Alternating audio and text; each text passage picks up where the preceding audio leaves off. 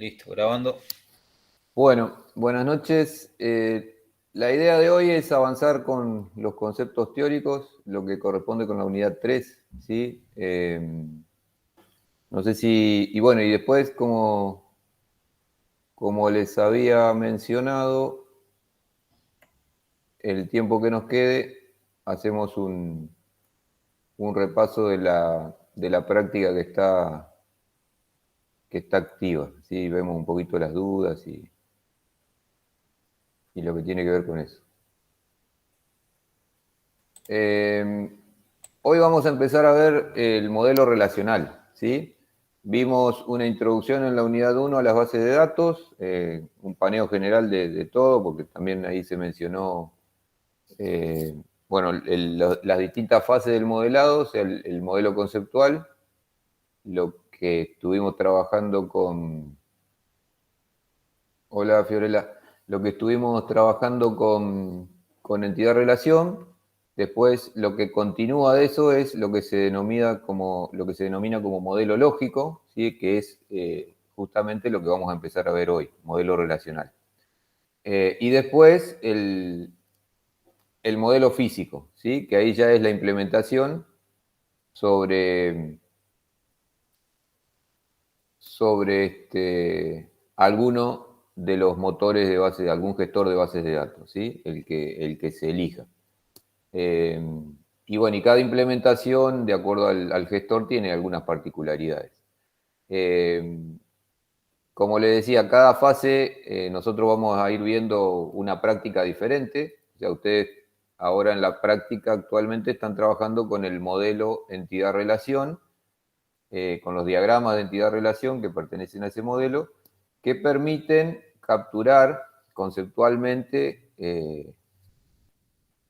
un diseño inicial de esa base de datos que están empezando a modelar. Después de eso, continúa el modelo lógico. En este caso, lo vamos a ver con el modelo relacional, donde hay que pasar ese diagrama entidad-relación a lo que se denomina esquema relacional, ¿sí? Así que vamos a ver un poquito empezar a ver los conceptos de ese modelo relacional que tiene que ver justamente con las bases de datos relacionales, ¿no? Como por ejemplo SQL Server, MySQL, Postgres, SQLite, MariaDB, son algunos de los Oracle, son algunos de los motores de bases de datos que trabajan sobre este modelo relacional. Bien. Un poquito de historia relacionada con este modelo. Nació de los trabajos de Coot, F. Coot, Edgar F. Coot, que se publicaron entre la década del 60 y el 70. El trabajo que se denominó un modelo relacional de datos para grandes bancos de datos compartidos fue el que marcó el inicio, digamos, o el que se toma como inicio de las bases de datos relacionales. Fue el primer modelo explícitamente descrito como tal, porque hasta la década del 70 los sistemas de base de datos que existían pertenecían a sistemas jerárquicos, ¿sí? O a sistemas de red. Recuerden que en la primera presentación vimos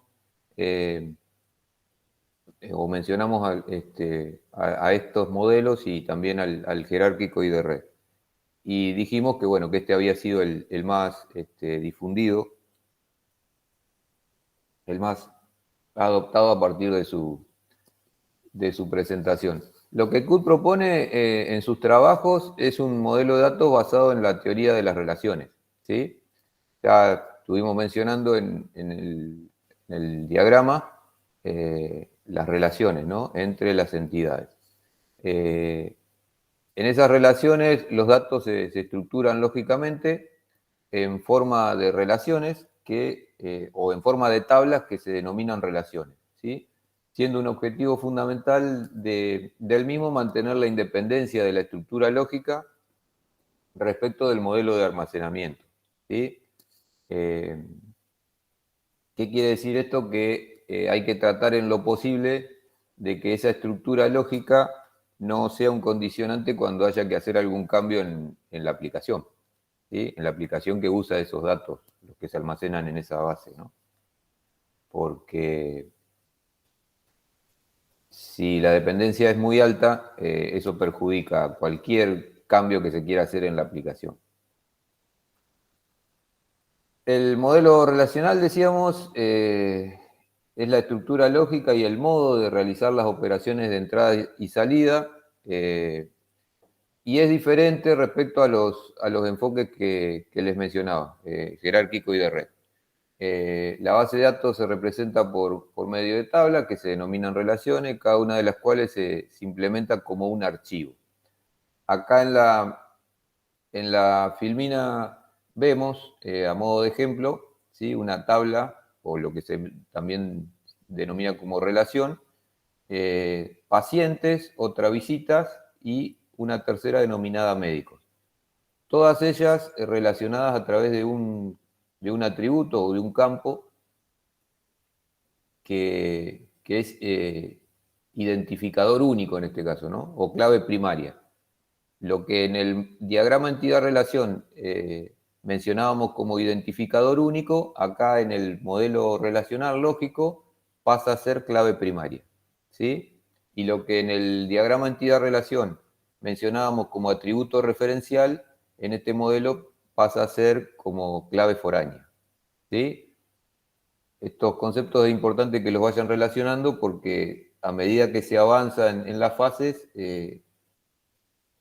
cambia hay una relación entre diferentes conceptos que va cambiando de nombre, por así decirlo, ¿sí? ¿Qué objetivos tiene este modelo? Bueno, la independencia física, como les decía, se refiere a todo lo que se almacena, los datos, y que en lo posible no sea necesario modificar los programas por cambios que se den en la estructura, en el esquema de la base, ¿no? Por eso la independencia física, ¿sí? Poder modificar el esquema de la base sin la necesidad de tener que modificar el código de la aplicación que hace uso de esa base de datos. La independencia lógica, que es la que implica que la modificación de objetos en la base de datos no repercuta en los programas y en los usuarios que acceden a la base. Y la flexibilidad, que es implica la posibilidad de presentar a cada usuario los datos en la forma que estos prefieran, digamos, ¿sí? Y por último, la uniformidad, que es el objetivo que busca que las estructuras lógicas de los datos presenten un estado uniforme. En el modelo relacional, una tabla o relación está constituida por un conjunto de atributos, ¿sí? Venimos hablando de atributos o de propiedades, que representan las columnas de las tablas. Y están caracterizadas por un nombre, ¿sí?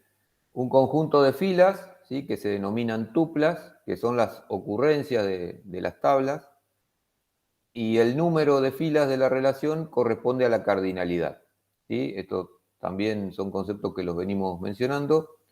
Y también el dominio es el conjunto de valores que puede tomar un atributo determinado, ¿sí? Es decir, si yo defino un campo como DNI, el dominio de ese campo van a ser números enteros del 0 al 9, ¿sí? Es decir, el conjunto de valores que puede tomar ese atributo. En este caso, como va a ser un campo que va a almacenar un DNI, los posibles valores, o el dominio, digamos, está representado por enteros del 0 al 9. En esta otra transparencia vemos un poquito una pequeña definición de tabla, ¿sí? Es un conjunto de registros homogéneos con la misma estructura, y ahí se expresa que una base de datos está formada por tablas, esas tablas están formadas por registros, es decir, las filas, esos registros están formados por campos, es decir, las columnas, y están asociados a un tipo de dato. Esos campos están asociados a un tipo de dato, ¿sí? Tipo de dato numérico, tipo de dato texto, tipo de dato fecha. Son algunos de los posibles, no los únicos, de los posibles tipos de datos que se pueden definir los campos. Y la clave, que es la columna que sirve para identificar, o el campo, que sirve para identificar a cada fila dentro de una tabla, ¿sí? La clave principal, que es equivalente al atributo identificador en el diagrama entidad-relación. Como expresa ahí, su valor debe ser único y no puede ser nulo, ¿no? Que era alguna de las restricciones que estuvimos viendo. Este modelo se define por objetos y relaciones, ¿sí? Objetos serían las entidades, el equivalente a las entidades en el diagrama, entidad-relación, y las relaciones son las tablas, ¿no? Los objetos básicos de este modelo son las relaciones o tablas, y los vínculos entre dos o más tablas se definen por medio de atributos comunes o compartidos, que serían la asociación que estuvimos viendo los otros días. Esos atributos comunes o compartidos sería la asociación o el atributo referencial que estuvimos viendo los otros días en cuanto al diagrama entidad-relación, ¿sí? Cómo se identificaban esas asociaciones o esos atributos referenciales que se transformaban en relación, ¿sí? Un conjunto de operaciones, si son operaciones de álgebra relacional o de cálculo relacional, donde los operadores más comunes son el de la selección, proyección, producto natural, unión, diferencia y producto cartesiano, ¿sí? Y restricciones, ¿sí? También son parte del modelo. Es decir, las relaciones no pueden tener, por ejemplo, filas duplicadas. Los nombres de las columnas en una tabla o relación no pueden estar repetidos. Los valores que pueden tomar los atributos deben ser atómicos, ¿sí? La clave principal no puede ser nula. Por nombrar algunos. En cuanto a la estructura, una base de datos relacional consiste en un conjunto de tablas o también denominadas relaciones con un nombre único, y un sistema de gestión de base de datos es el que permite al usuario percibir la base de datos como un conjunto de tablas, ¿sí? Esta percepción solo se aplica a la estructura lógica de la base, no se aplica a la estructura física, ¿sí? En un sistema de gestión relacional puede existir distintos tipos de relaciones, aunque no todos manejan todos los tipos de datos, de relaciones, perdón. Toda tabla tiene definida una clave, en principio, porque veíamos que había entidades débiles y entidades fuertes. Recordemos que las débiles eran aquellas que no tenían clave y las fuertes las que al menos tienen una clave principal.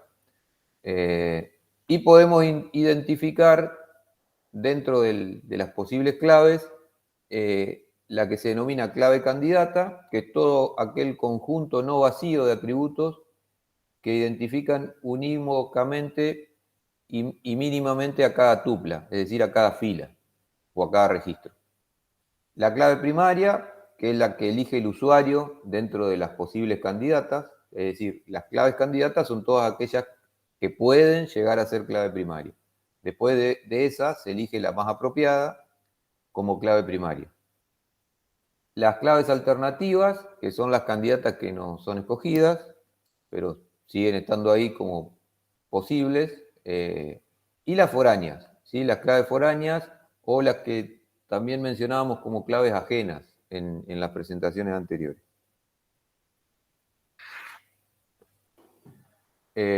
Las foráneas son aquellos atributos cuyos valores han de coincidir con los de la clave primaria de otra tabla, ¿sí? Típicamente es el equivalente al atributo identificador es el de la primaria, en el diagrama, entidad-relación, y la clave foránea es el equivalente al atributo referencial. ¿Sí? ¿Se va entendiendo más o menos la equivalencia? La clave primaria en este esquema es equivalente al atributo identificador en el entidad-relación. Y la clave foránea en este esquema es equivalente al atributo referencial en el entidad-relación. Bueno, tiene como restricciones que la primaria y la foránea deben estar definidas sobre los mismos dominios, ¿sí? O sea, no puede una ser basada en texto y la otra basada en datos numéricos enteros, por ejemplo, sino que, y el dominio aparte debe ser el mismo. Si una tiene como dominio, lo que decíamos hoy, valores enteros del 0 al 9, la foránea también debe seguir la misma restricción. Acá, bueno, justo se menciona algo de eso, restricciones del modelo relacional. No debe haber dos tuplas iguales, el orden de las tuplas no es significativo, es decir, puede estar desordenado. Total, los gestores implementan o después el lenguaje de manipulación permite realizar esos ordenamientos. No es significativo el ordenamiento de los atributos.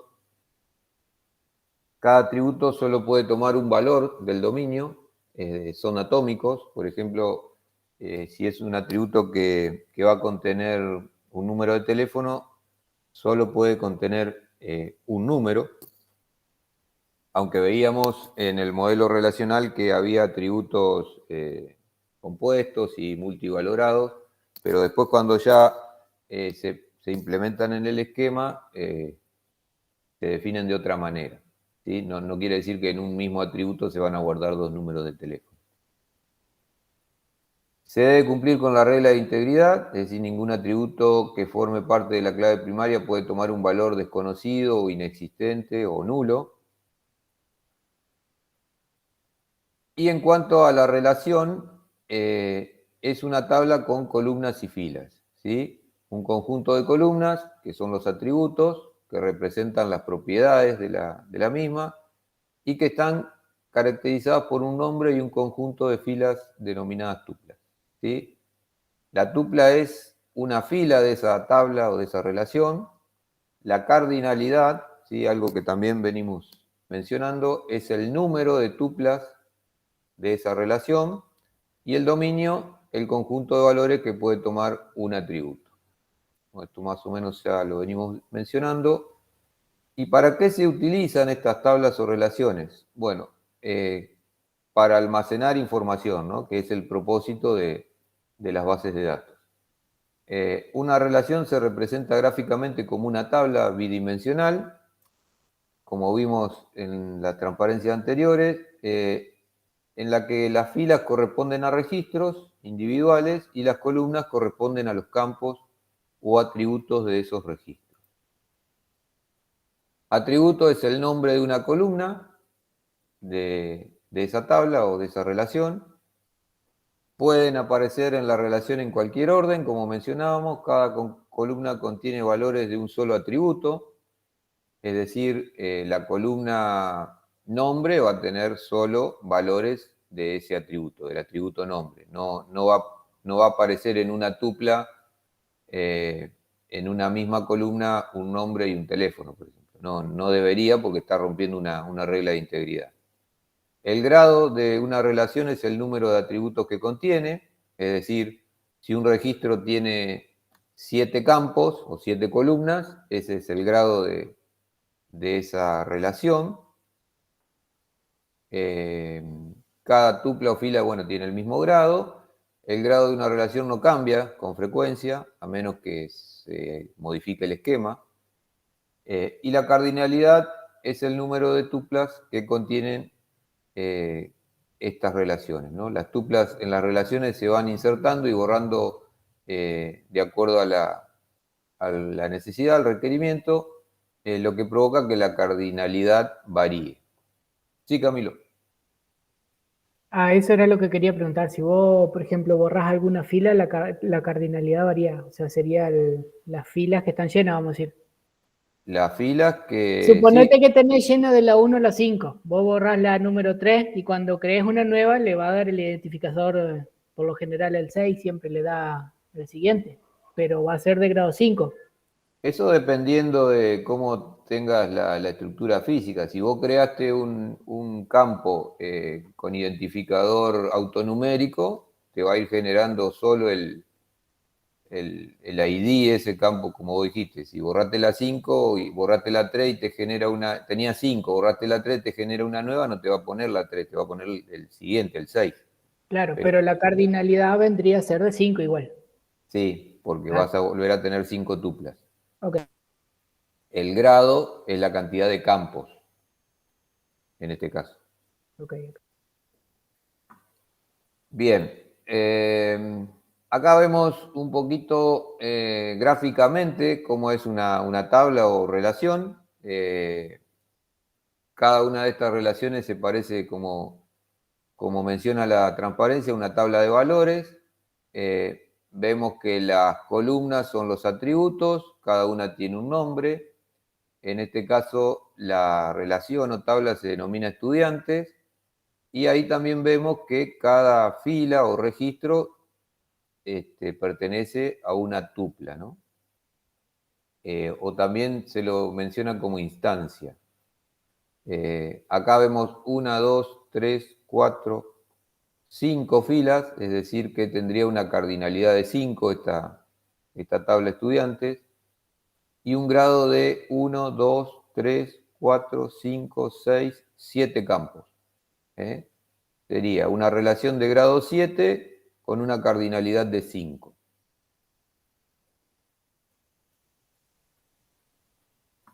Algunas propiedades de las relaciones que podemos mencionar, bueno, no existen tuplas repetidas, las tuplas no tienen que estar ordenadas, los atributos no tienen que estar ordenados, y todos los valores de los atributos son atómicos. Acá vemos la equivalencia de conceptos, un poco de lo que venía mencionando con respecto al modelo entidad-relación. ¿Sí? Una relación en el modelo relacional es una entidad en el entidad-relación. La clave la clave en el modelo, la clave primaria en el modelo relacional es un atributo identificador en el entidad-relación. La cardinalidad tiene que ver con las tuplas o las instancias. Y bueno, y el grado tiene que ver con los atributos. Y el dominio, como les mencionaba anteriormente, son los posibles valores que puede tomar un atributo.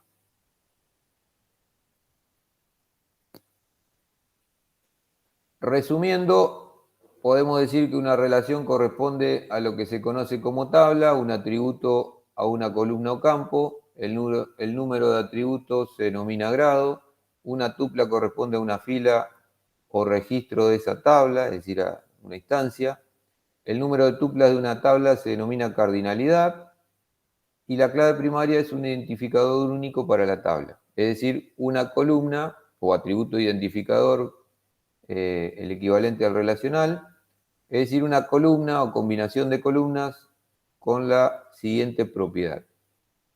Nunca deben existir dos filas de la tabla con el mismo valor en esa columna o combinación de estas, y un dominio es una colección de valores de los cuales uno o más atributos obtienen sus valores reales.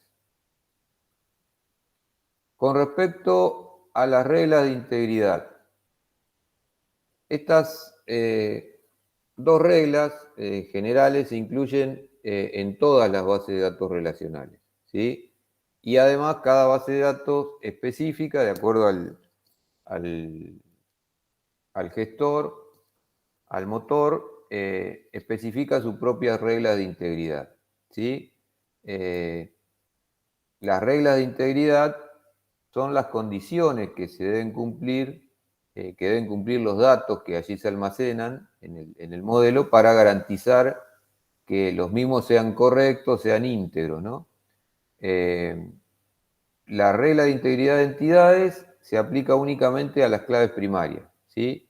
Y ninguno de los atributos que componen esa clave puede ser nulo, ¿sí?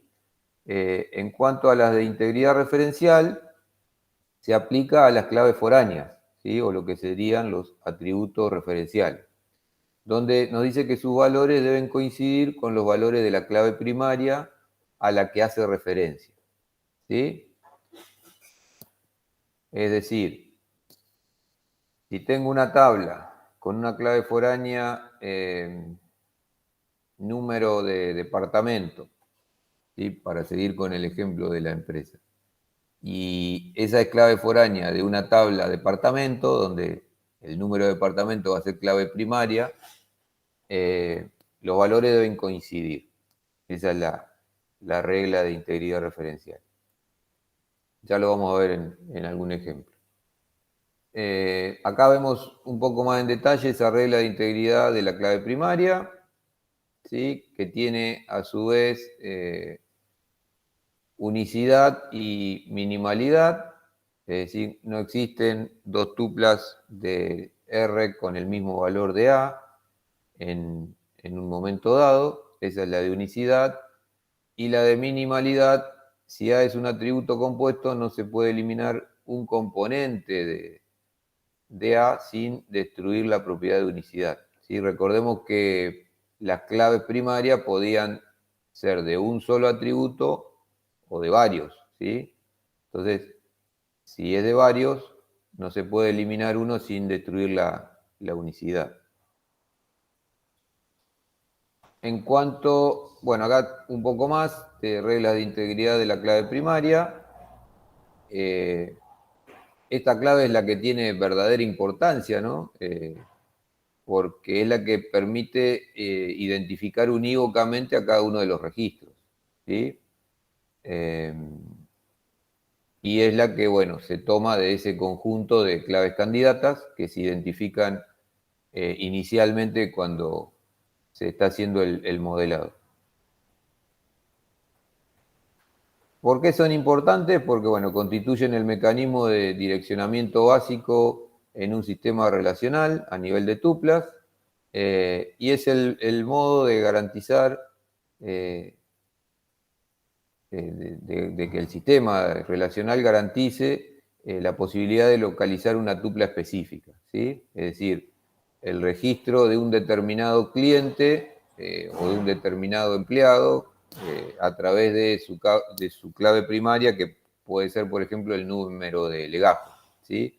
O como en el caso de ustedes que son estudiantes, y podemos pensar en una relación, en una tabla estudiante, donde el campo identificador o clave primaria sea el número de legajo.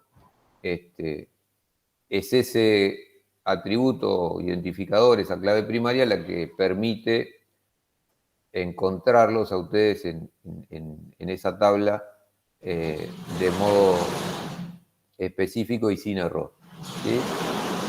Ningún componente de esa clave primaria de una relación base puede aceptar nulos, ¿sí? También lo hemos mencionado. Y acá vemos mencionadas las reglas de integridad de las relaciones, ¿sí? Relaciones y lo que se denomina también como claves ajenas, que las claves ajenas son las claves foráneas, ¿sí? O atributo referencial en el entidad-relación.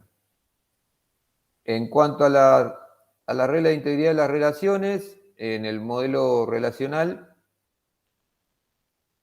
nunca se debe registrar información de algo que no se puede identificar, ¿sí? Para las claves primarias compuestas, es decir, las que tienen más de un atributo, que están formadas por más de un atributo, cada valor individual de esa clave primaria no debe ser nulo en su totalidad.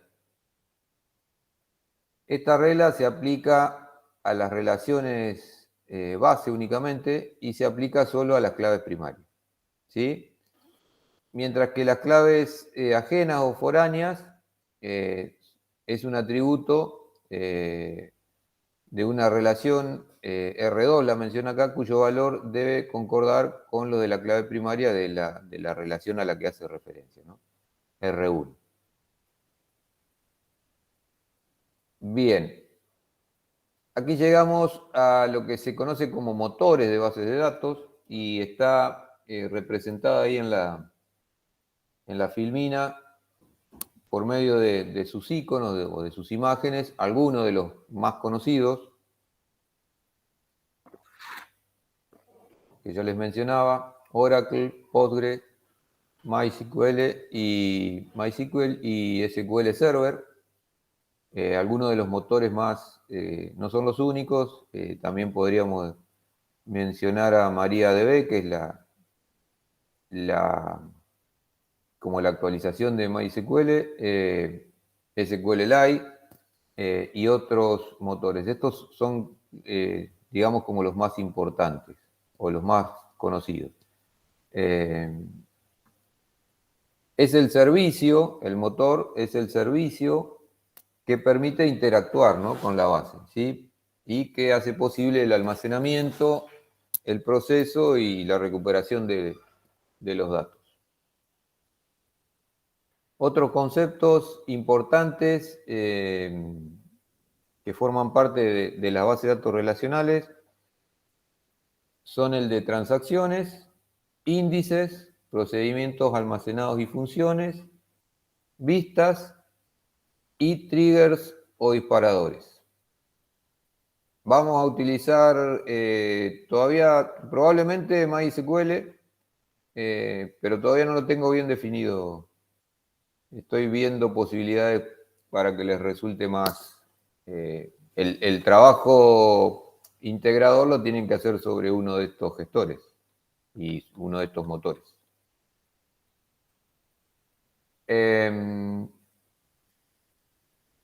Inconsistencia de los datos, ¿sí?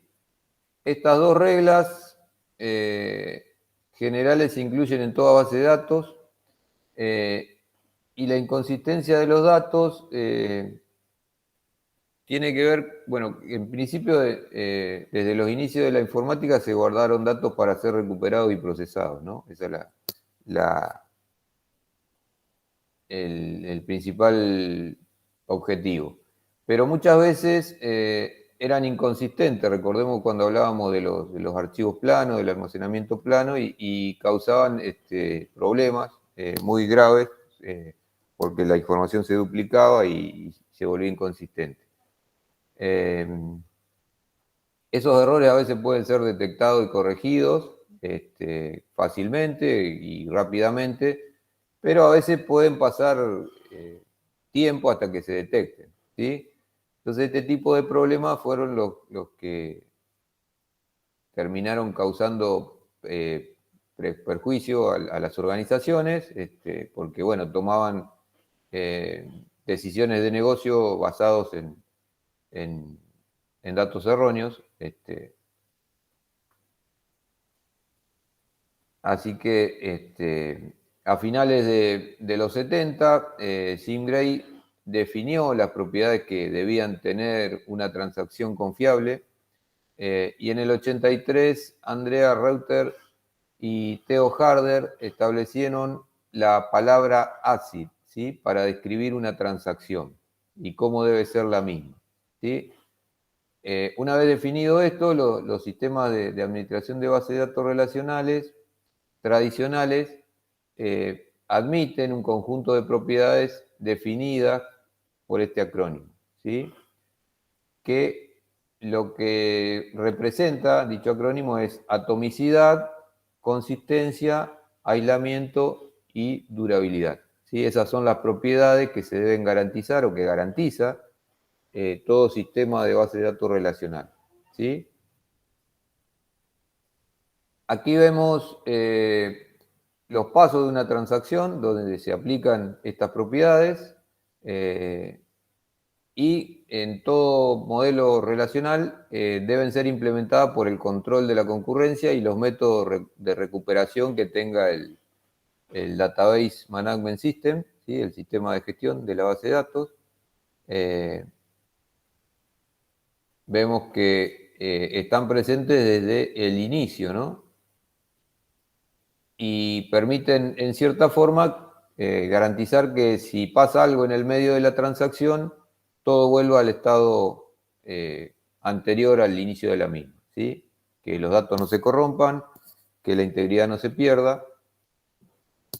Pensemos que a veces las comunicaciones se realizan a través de Internet de un extremo de un continente a otro, ¿no? Este tipo de operaciones que involucran a una transacción. En el medio puede pasar cualquier cosa, que se caiga un enlace, bueno, y ese es el propósito de estas propiedades, ¿sí? Que si pasa algo en el medio, todos los datos, todo lo que involucraba la transacción, vuelva al estado anterior sin sufrir ninguna corrupción ni pérdida de integridad. Atomicidad significa todo o nada, ¿sí? Una transacción se ejecuta completamente o no se ejecuta, ¿sí? Es decir, se interrumpió, vuelve todo como antes. Consistencia quiere decir que una vez que se ha ejecutado una transacción, los datos deben acoplarse al esquema de la base de datos. Si se cumplió de extremo a extremo, entonces el resultado se acopla a la base. Aislamiento requiere que las transacciones simultáneas se ejecuten por separado. Pensemos en una aerolínea, por ejemplo, que tiene transacciones todo el tiempo y en diferentes orígenes y lugares. Entonces, todo esto es por separado, no puede haber ningún choque ni mezcla de información, ¿no? Durabilidad es la capacidad de recuperarse de un error inesperado que tenga el sistema, o de un corte de energía, por ejemplo, y volver al último dato conocido, o al último estado conocido, ¿sí? Es parte de lo que les decía hoy. Si pasa algo en el medio, todo vuelve al estado anterior, no se pierde nada, tiene que ver un poco con esta propiedad. Las transacciones podemos decir que sirven para definir unidades lógicas del procesamiento de una base de datos, incluyen una o más operaciones de acceso. El sistema de gestión es responsable de garantizar que todas esas operaciones de transacción se completen satisfactoriamente y no debe permitir que alguna operación de una transacción se aplique a la base de datos mientras otra no se aplique, ¿sí? O sea, todo esto es responsabilidad del sistema de gestión de la base de datos, ¿sí? Puede ocurrir un fallo a lo largo de las operaciones y, bueno, hay que garantizar todo lo que venimos mencionando. Acá se ven en los rectangulitos de color algunas posibilidades y lo que tiene que ir garantizando el sistema de gestión de acuerdo a las propiedades de las transacciones. Una transacción es un programa en ejecución, ¿sí? Que constituye una unidad lógica de procesamiento en una base de datos, incluye una o más operaciones de acceso a esa base de datos, ¿sí? Inserción, eliminación, modificación o recuperación, según lo que se esté ejecutando. Y las operaciones que forman una transacción pueden estar incrustadas dentro de una aplicación o pueden especificarse interactivamente mediante un lenguaje de consulta como SQL, ¿sí? O sea, lo que se conoce como procedimiento almacenado puede estar justamente almacenado y solo ser llamado desde una aplicación. No estar la consulta SQL incluida en la aplicación, sino que está almacenada en la base y la aplicación solo la llama y la invoca cuando la necesita.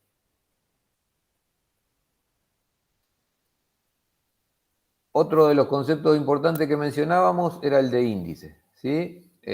Son comparables a los del libro, dicen, o en las bibliotecas. Se puede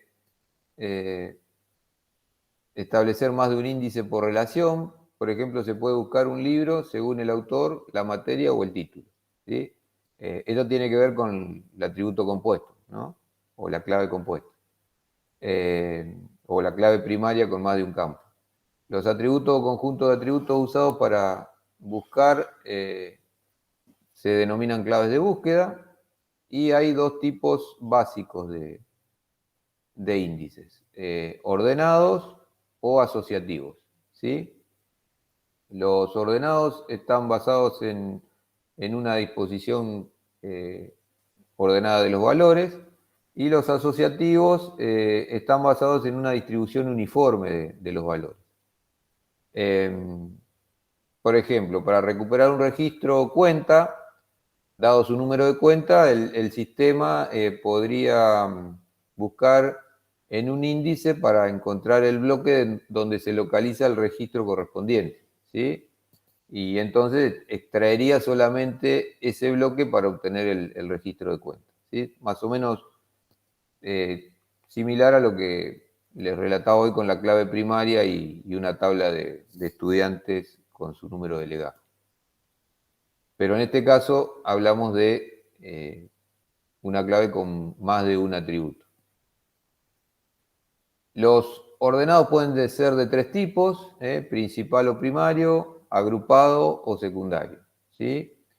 Tienen una ordenación física y pueden tener un índice principal o no agrupado, ¿sí? En el caso de los agrupados. Si el campo de ordenación, por ejemplo, no es un campo clave, se puede utilizar otro tipo de índice, que es este que se denomina agrupado. En cuanto a los procedimientos almacenado, para ir terminando, y las funciones. Les decía, acá vemos algunas sentencias, ¿sí? el create function y el create procedure de SQL. En ocasiones, crear módulos de programa de base de datos, ya sea procedimientos o funciones que permita el gestor almacenar y ejecutar en el propio servidor de la base de datos, es muy beneficioso porque mejora la performance, reduce la complejidad de la aplicación, y pueden estar compuestos por comandos SQL, ¿sí? Sencillos, como recuperaciones y actualizaciones, por ejemplo, ¿sí? Ya están definidos y la aplicación solo los invoca. Acá hay, bueno, dos ejemplos de cómo se podrían implementar. Y por último, tenemos el concepto de vistas y de triggers o disparadores, ¿sí? Una vista es una tabla que deriva de otra tabla, y pueden ser tablas bases o vistas definidas anteriormente, ¿sí? Una vista no necesariamente tiene que existir físicamente en la base, ¿sí? Y se la considera como una tabla virtual, ¿sí? A partir de una consulta se genera esa tabla en memoria y, bueno, y el usuario accede a ella, la aplicación accede a ella, recupera lo que necesita, los datos que necesita, y una vez que se deja de usar, se destruye, ¿sí? Se quita de la memoria. Limita las posibles operaciones de actualización, pero no tiene limitación alguna al consultar dicha vista. En cuanto a los triggers, el lenguaje SQL brinda un mecanismo que permite que a partir de una acción se desencadene la ejecución de otras acciones, ¿sí? Esa es la utilidad principal de estos disparadores, y es una acción o un evento que genera que otro evento ocurra, ¿sí? Por ejemplo, un log, ¿sí? Si tenemos habilitados los logs, es una buena práctica habilitar los logs. Si les toca estar como administrador de una base, y ir registrando todo lo que ocurre ahí, ¿no? Por ejemplo, realizar una función de registro de log, entonces ciertas acciones que son críticas para la integridad de una base de datos, como insertar, editar o eliminar una fila, podría desencadenar la realización de una entrada en un registro de log, que sirve para ir documentando todas las acciones que pasan o que suceden en ese sistema de gestión. De tal manera que por medio de diversas entradas en el registro de log se pueden grabar no solo las acciones ejecutadas en el sistema, sino también cuándo fue ejecutada, quién la ejecutó, de manera tal que si pasa algo podamos ir a ver quién lo hizo, cuándo, y bueno, tomar acción en base a eso, ¿no? Mientras que los disparadores también, por ejemplo, pueden utilizarse para mantener una base de datos consistente. Por ejemplo, si tenemos una aplicación de gestión de pedidos, un pedido para un producto específico puede desencadenar una instrucción que cambie el estado del producto en la tabla stock, ¿sí? Y pasar de tener un estado disponible a un estado reservado, ¿no? Del mismo modo, esto se puede implementar en la eliminación de una fila, en una tabla de pedidos. Entonces puedes desencadenar una instrucción que cambia el estado del producto reservado a disponible. Si el pedido no se retira o algo pasa, volver a cambiarle el estado. Bien, hasta aquí lo que tiene que ver con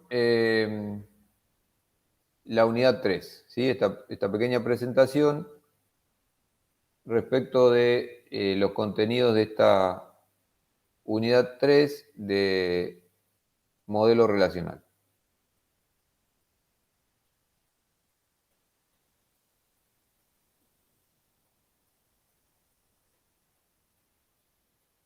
Bueno, no sé si hay alguna consulta respecto a esto. Sí, Hernán. ¿Cómo andás, Fabián? Buenas noches. ¿Qué tal? Bien. Che, te consulto, lo que es atributo atómico, ¿puede ser? ¿Lo podrías volver a explicar, que no lo llegué a entender? Atributo atómico. O valor atómico, vos dijiste valor atómico, ¿puede ser? A ver. Es una de las primeras filminas que tenías, creo. Ya te digo.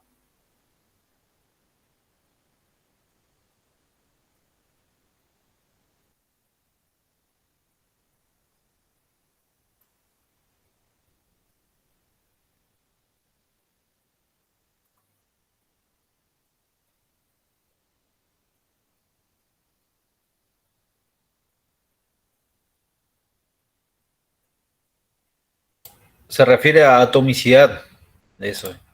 Así Sí, se la propiedad de las transacciones. Claro. Sí. Ah, me quedo solamente con eso, con la propiedad de las transacciones. Sí, porque atributo atómico. O valor. Había notado eso, perdón, y capaz en la pasada. Por eso estoy mirando, pero atributo atómico no. Es la propiedad que tienen las propiedades ACID, digamos, hacen mención a.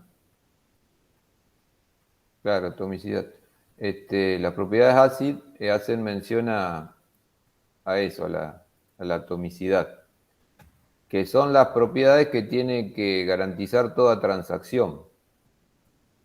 Es decir, cuando se inicia una transacción, ya sea que involucra la eliminación de algo o la actualización de algo dentro de la base de datos, lo que garantizan esas propiedades es que si pasa algo en el medio, todo vuelva al estado anterior al inicio de la transacción. Ajá. Pero fíjate acá, también vos lo desarrollabas en la teoría, que es una de las restricciones inherentes que tenés, que dice las relaciones no pueden tener filas duplicadas, los nombres de las columnas en una tabla no pueden estar repetidos y los valores que pueden tomar los atributos deben ser atómicos. Ahí está, por eso algo había registrado. Ajá. Claro. En el modelo relacional de la estructura se refiere. Claro. Ah, Que no pueden estar duplicados, por ejemplo, ¿no? O sea, que tiene un valor, es un atributo único. Lo tomamos así. Sí, ¿sí? Una de las restricciones que mencionábamos, que yo le daba el ejemplo del número de teléfono, ¿sí? El atributo toma un valor único, atómico, ¿sí? No puede tener en un mismo campo dos números de teléfono.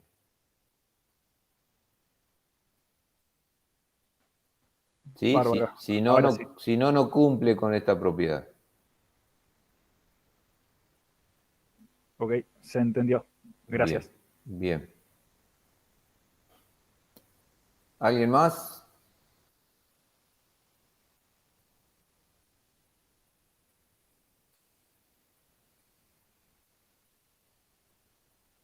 Es decir, si querés guardar el celular y el teléfono fijo, deberás llamar a un campo celular y al otro telfijo, por decir algo, ¿no? Por dar un ejemplo.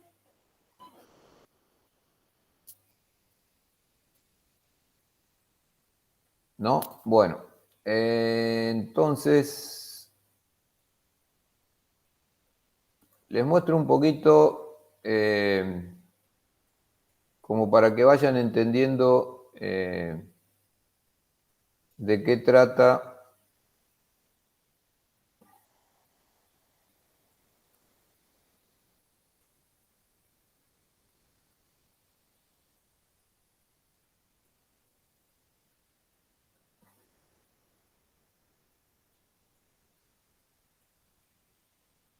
esta.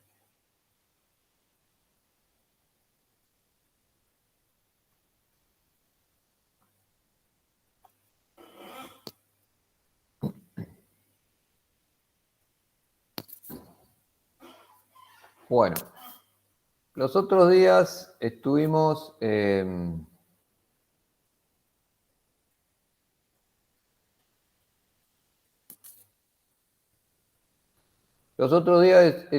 viendo el esquema, el diagrama entidad-relación, ¿no? Veíamos un esquema inicial y después veíamos cómo ciertos atributos referenciales se transformaban en relaciones, ¿no? Veíamos en el caso de la entidad empleado que se transformaba en el departamento, se transformaba en la relación trabaja-para. Esto es lo que venimos realizando como práctica como parte del modelo conceptual. Una vez que logramos esto, la siguiente fase sería llevar este diagrama al esquema, ¿sí? Decía, acá estamos en el diseño conceptual, acá estamos en el diseño lógico o en el modelado lógico.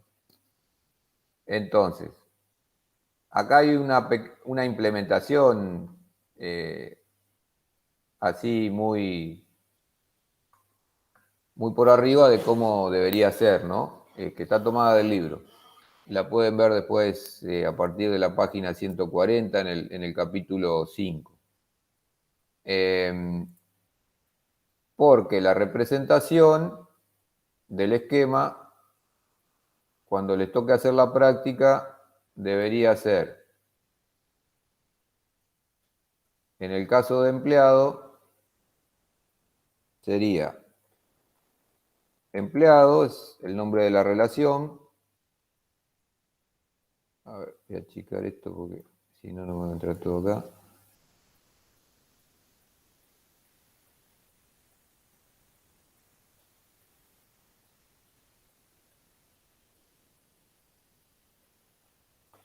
Empleado, y después empiezo con los atributos. ¿Sí? Normalmente se pone primero el atributo identificador, es decir, el que es clave, ¿no? Acá, si se fijan, está en tercer lugar. Entonces, es conveniente siempre identificarlo primero. Entonces, tengo DNI, nombre, apellido 1, apellido 2,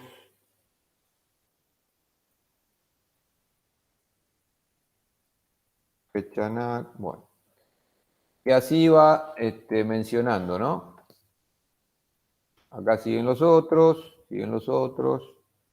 y termina este primer esquema de esta primer relación o tabla, ¿sí? Lo que después va a ser una tabla. Y así deberían ir especificando después departamento,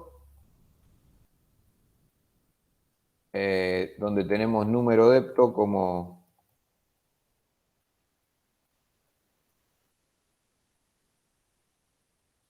clave principal, y después el resto. Acá la deben identificar a la clave principal subrayándola. No sé si tengo la posibilidad acá, creo que no. Pero cuando ustedes, cuando en la práctica se les pida que pasen el diagrama entidad-relación a esquema relacional, lo deberían expresar de esta manera. Identificando a la clave primaria de forma subrayada, como está acá, y a la clave foránea subrayada con un punteado. ¿Se entiende?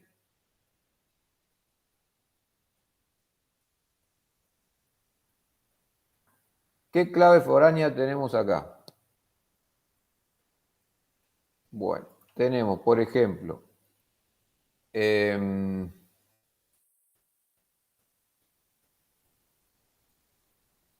depto número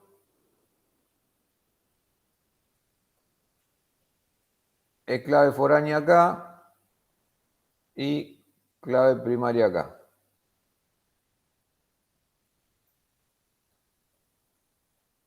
¿Sí? Depto número,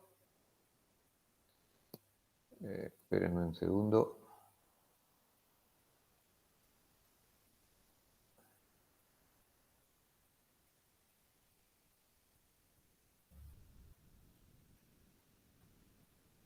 Vamos a usarlo. Depto número es foránea en empleado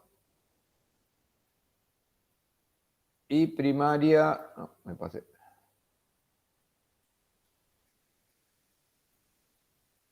Primaria compuesta es. Y primaria acá. ¿Sí? ¿Se entiende? Hace referencia. ¿Por qué foránea acá? Porque hace referencia a la clave primaria de la otra entidad.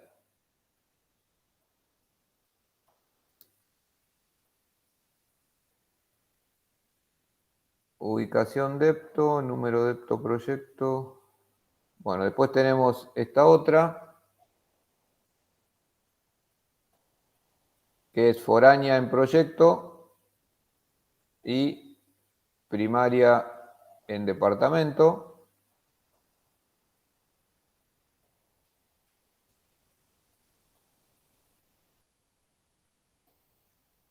DNI empleado también es otra clave. A ver, no la veo. En subordinado, DNI empleado. Sí. Y en empleado tenés DNI también. Empleado. Claro, pero DNI es primaria acá. Claro. ¿Y en subordinado sería foránea o no? En subordinado, no, es primaria junto con esto. Hay que hacer una relación aparte. Igualmente, están relacionadas, ¿sí? Yo lo que estoy acá tratando de mostrarles es cómo identificar las claves foráneas o las claves ajenas, ¿sí? Porque las primarias son fáciles de identificar, ¿sí? Son, digamos que es la clave candidata que enseguida la identificamos. ¿Cómo la representan? Les repito, subrayándola, ¿sí? Acá debería estar subrayada, así. Acá debería estar subrayada así. y así. Y la que es foránea debería tener puntitos debajo. ¿Sí?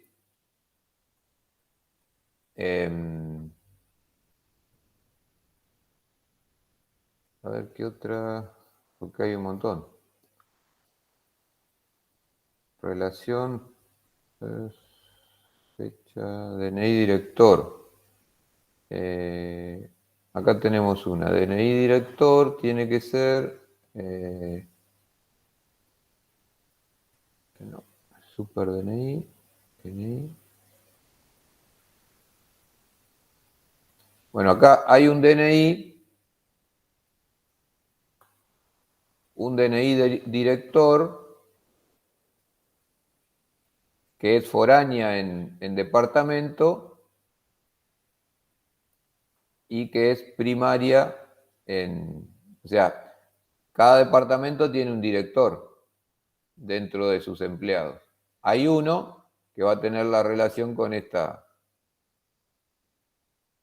que es clave primaria acá y clave ajena o foránea en departamento. ¿Se va entendiendo? ¿Cómo se relacionan? Bueno, Sí, sí. muy bien. Esto es lo que se conoce como esquema relacional, ¿sí? O sea que cuando se les pida representar el esquema relacional a partir de un esquema de entidad-relación, deberían expresarlo de esta manera, ¿sí? Y pueden hacer lo mismo que, como les mostraba en la clase pasada, esto anterior para ustedes, como para poder identificarlo más fácilmente.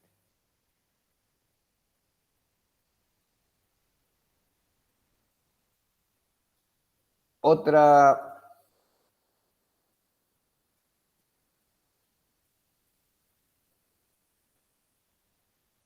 Bueno, y después está lo que se conoce como mapa canónico o esquema de tablas, que es lo que algunos presentaron en la entrega, que también es parte de este diseño lógico. Y eso es...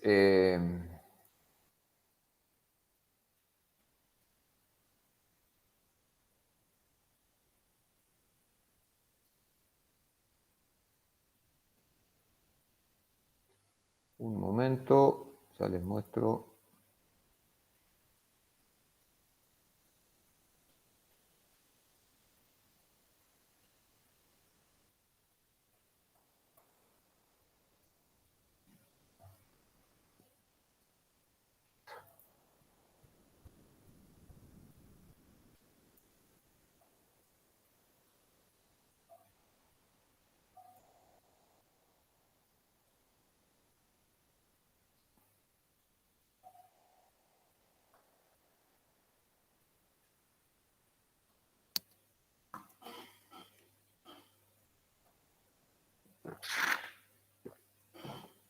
Y después tenemos esto, ¿sí?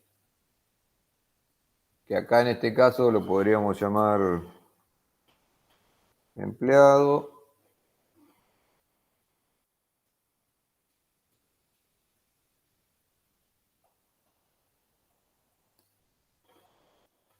Departamento.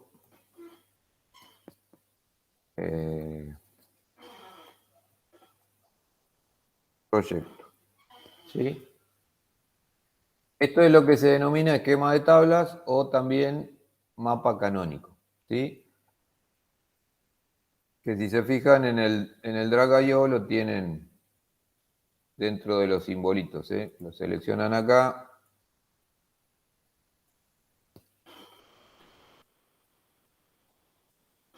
¿Sí? Y lo que aparece como PK es la clave primaria, primary key, y lo que aparece como FK es clave foránea, foreign key. Entonces, acá uno puede ir, en el caso del empleado, era el DNI, el nombre, y así va a ir agregando, ¿no? Y departamento creo que era un num septo o algo así. Sí, Tomás. Yo quería preguntar si era válido hacerlo de esa manera. O sea, ¿es válido de las dos formas o vos lo que buscás es lo que mostraste al principio? De acuerdo a lo que te pidamos, ¿sí?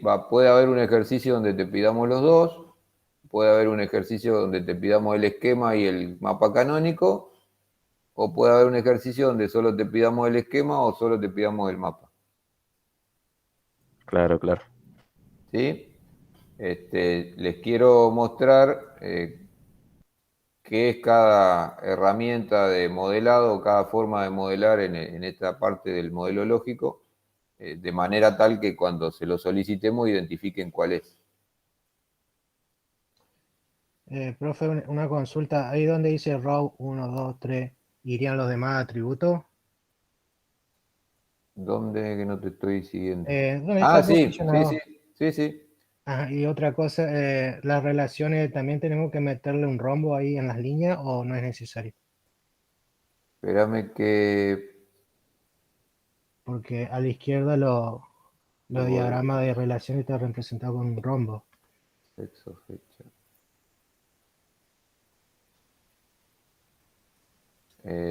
No, acá no. Acá las relaciones las haces con esto, mirá. ¿Ves?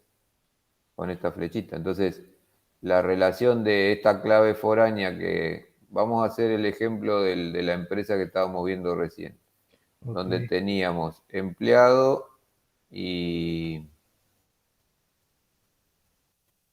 localización,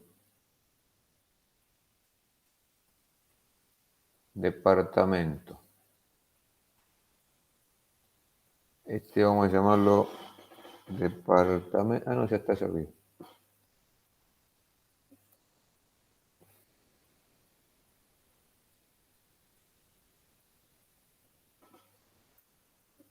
Tenemos empleado, nombre, apellido, DNI. Nombre.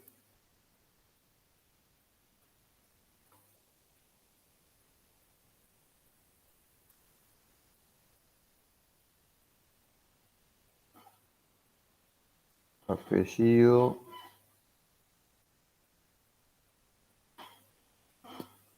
DNI.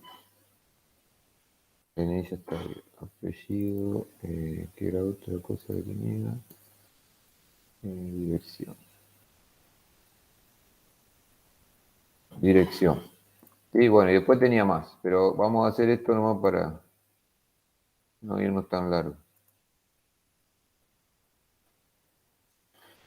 Y en departamento teníamos nombre, número, DNI director.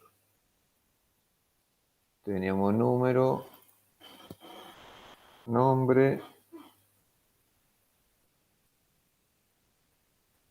DNI director. ¿Sí? Entonces,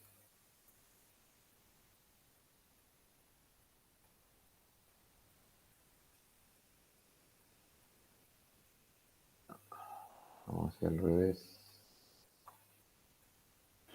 Este DNI director y este es el nombre del depto. ¿Sí? Vemos acá la relación. La clave foránea de el DNI director, es la clave primaria del DNI de la entidad empleado. ¿Sí? Así se expresa la relación. Y la clave primaria de este número de departamento sería clave primaria, número de departamento.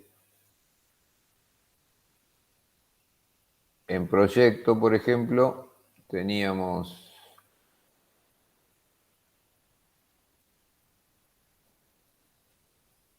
número de proyecto como primary key y como foránea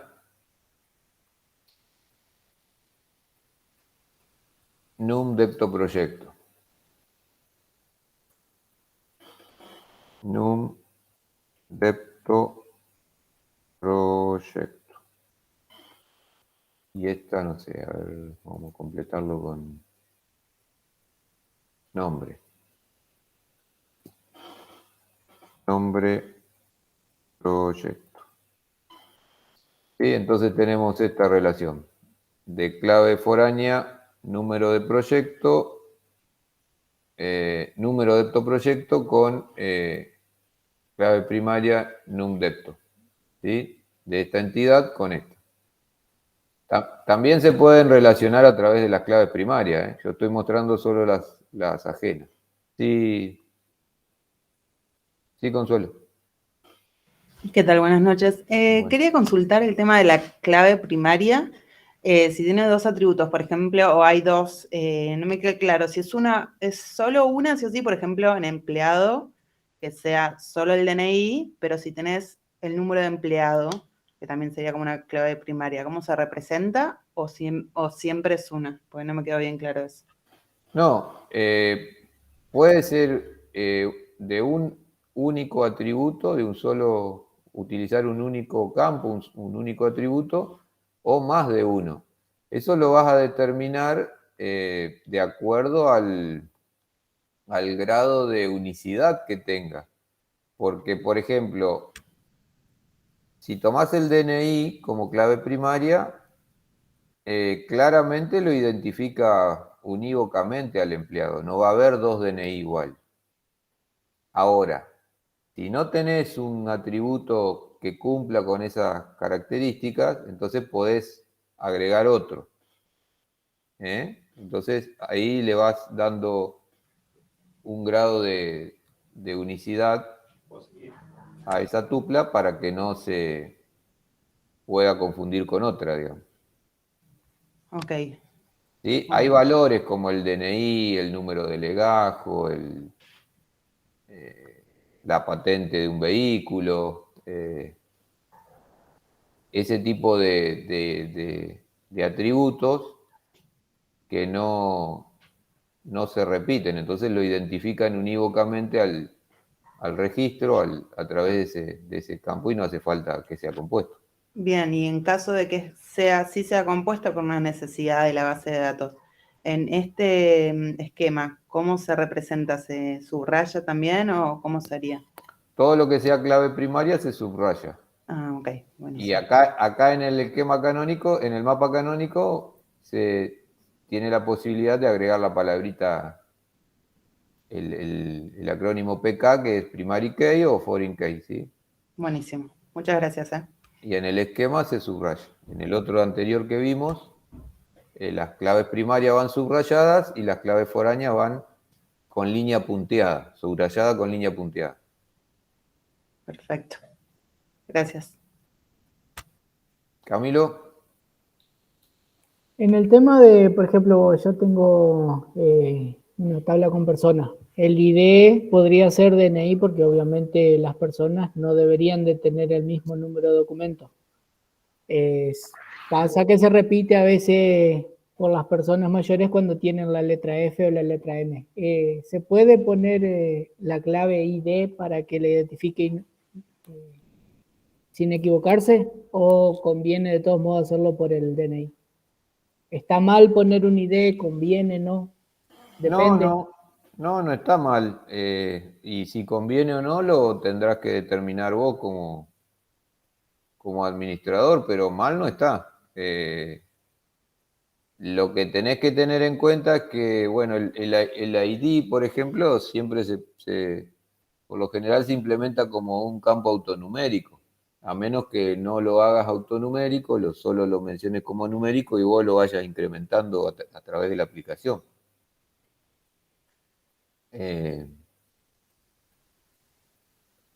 Ok, pero no está mal. Y bueno, y la conveniencia o no depende de la necesidad de ahí, de la aplicación en particular o del sistema en particular. Ok. Bueno, si no hay más sobre esto, les pregunto si hay alguna duda respecto del práctico.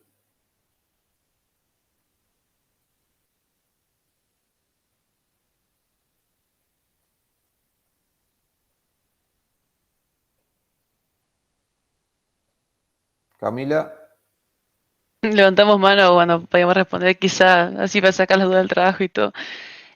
No, nada, el tema de este trabajo, sí, seguimos con la anotación de Chen, me imagino. ¿cuál? Los diagramas que ya venimos haciendo el trabajo práctico uno. No, la anotación es la que dijimos en la clase de los otros días, la del modelo unificado. Claro. La Pero de este la segundo, cardinalidad, que era la duda que había, sí. y después el modelo estandarizado, el que está en el libro, el que lo mostramos. ¿Vos no estuviste en la clase? ¿La de apoyo? Sí, Estuvo un rato, bueno, pues está tanto tiempo. bueno, pero sí, es lo que establecimos ahí. Si no está subido el videíto, Ah, sí. míralo, Sí, sí, y sí. ahí está establecido cuál es cómo se representa la cardinalidad, pues justamente estuvimos hablando de eso, de que la iban a encontrar representada de varias maneras, pero que íbamos a utilizar la anotación del modelo unificado en cuanto a la cardinalidad y en cuanto al resto de las figuras, entidad, atributos y demás, eh, al modelo estandarizado que está ahí en Está el con libro. las tablas, digamos. No, Entonces no me ubiqué. Bueno, lo voy a ver a la clase y veo qué onda. es este como el que estaba mostrando recién. Es el de recién, sí. Ujú. No sé si la tabla, pero no son tablas, son las entidades con sus atributos y todo. Son las entidades que se representan con un rectángulo, los atributos con un rombo, en el caso de los atributos identificadores subrayados, Sí, y así. Pero perfecto. está en la clase, está en la grabación. Dale. ¿Sí, Hernán? Fabián, ¿de qué manera puedo identificar la clave y llamarla de una forma lógica en el modelo de entidades? ¿Puedo decir, no sé, ID código para marcar esa clave identificatoria en una entidad? ¿Lo tengo que llamar de alguna forma en especial por convención, de acuerdo a lo que pide esta asignatura? ¿Es indistinto? No, normalmente se llaman ID cuando, cuando es un código, qué sé yo. En el caso de los libros, por ejemplo, lo podés llamar ICBN, ¿no? O ID libro si lo querés generar vos, si le vas a hacer como decía recién Camilo, creo que era, que preguntaba si estaba mal el identificador en el caso y le que poner un identificador autonumérico además del ICBN, le podés decir ID libro, ID revista, ID, Ok, pero como convención, no sé, la mayoría de las bases cuando creas, que yo Access, por ejemplo, cuando creas una tabla, por defecto te pone el primer campo que se llama ID y te lo pone autonumérico. Y así hay algunos otros gestores que por ahí cuando creas la tabla, por defecto ya te asigna un campo como, como identificador y autonumérico. Después vos lo corregís. Pero ok. el ID como identificador es por ahí decir como una convención, si se quiere. Esa era una duda. La otra es, bueno, a pesar de una de las restricciones que hay en una de las bueno, de las relaciones que propone el enunciado, ¿se puede igual tener más de una relación a pesar de la restricción? O sea, ¿se cumple la restricción y a partir de ahí también se puede evaluar otra relación más? Ahí no te entendí. Claro, vos hay una parte del problema donde pones una restricción, y bueno, es eso lo que se tiene que declarar, entiendo, en el lenguaje notarial, como venís mostrando en las clases. Pero también se pueden dar otras relaciones entre dos entidades, más allá de que desde que se pida sí o sí una restricción.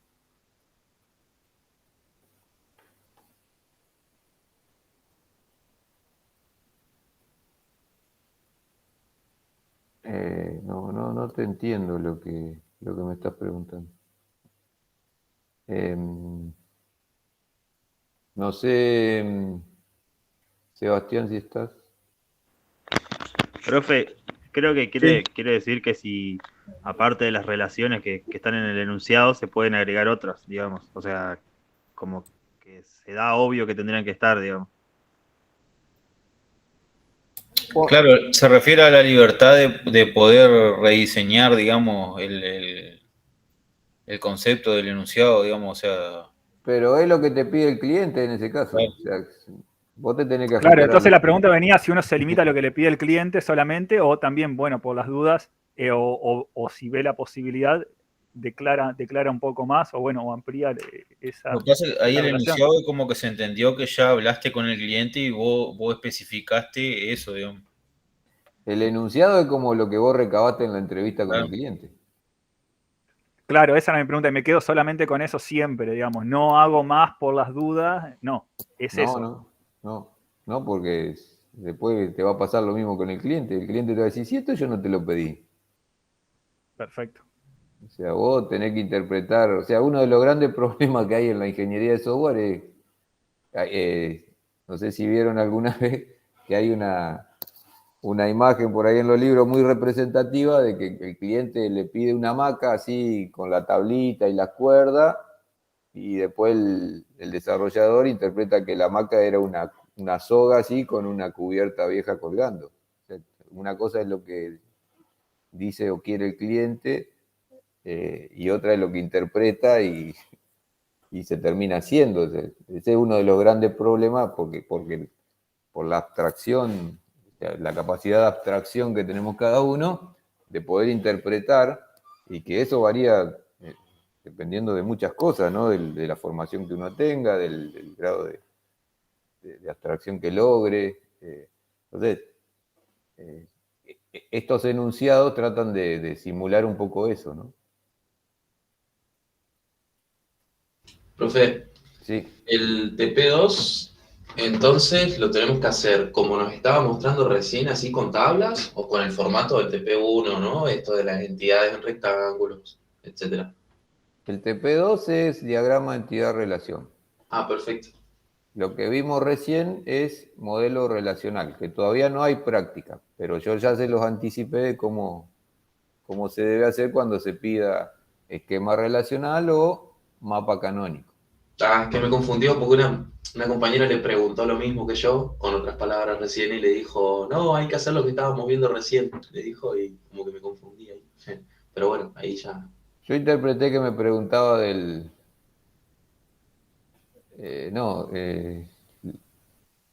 me preguntó si seguía haciendo con el modelo de Chen, pero el práctico 2. Y sí, la mandé a mirar la clase que estuvimos tratando eso. Sí, Luis. Yo tenía algunas dudas del TP2,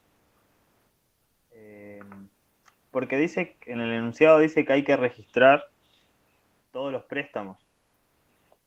Y ¿Qué entidades identificaron? Ya le digo, biblioteca, usuarios, ejemplares, revistas y libros, como entidades, digamos. Usuario. ¿El resto? Usuario, carnet y material de lectura. Usuario y material bibliográfico, como relación, préstamo y consulta.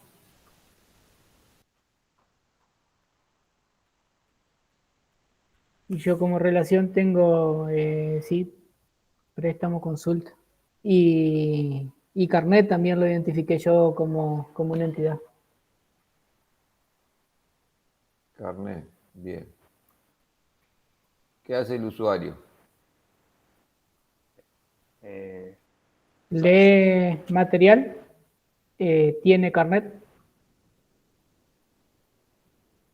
O puede no tenerlo. Claro, pero por eso, si tiene carnet, desde carnet le puse retira material. ¿Le puedo hacer un poco de zoom, por favor?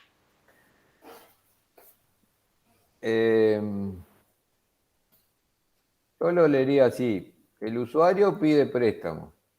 ¿Y qué pide? Libros o revistas. Libro o revista. Y ahí empezamos a ver los atributos de cada una de esas entidades.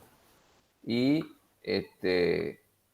después pensar qué información queremos recuperar. O sea, porque lo que nos interesa saber es qué libro se prestó en la sala y qué libro se prestó, qué va a la sala y qué va a la casa, ¿no? Entonces, ¿dónde almacenamos esa información? Porque vamos a tener un tipo de usuario, el que tiene carnet y el que no tiene carnet, y en base a ese tipo es si va a la sala o no va o va para afuera el préstamo. Profe, en usuario no podemos hacer dos tipos de usuarios, socio y no socio. El ¿Y socio va a para qué tener si un, vos con un tipo lo identificás? pero como decía la consigna, uno va a tener un carnet que se le podemos poner identificador y el otro no va a tener. Por lo tanto, no va a tener identificador. Acá en usuario vos ya va a tener un Yo el carnet lo puse. ¿Atributo tipo usuario? atributo tipo que SC sin carnet o con carnet. Y en base a eso, al tipo de usuario, sabés si el préstamo queda en la sala o si le permitís llevar a la casa. Yo lo puse aparte porque además le puse la fecha de vencimiento de carnet y número de carnet. ¿Y te sirve de algo saber eso? Sí. ¿De acuerdo a lo que pide el enunciado? Porque vos lo único que querés saber ahí es identificar los préstamos. Y cuáles son los que van a la sala y cuáles son los que no van a la sala. ¿No? A ver cómo era bien el enunciado. Fabián, ¿paró la grabación? Bueno,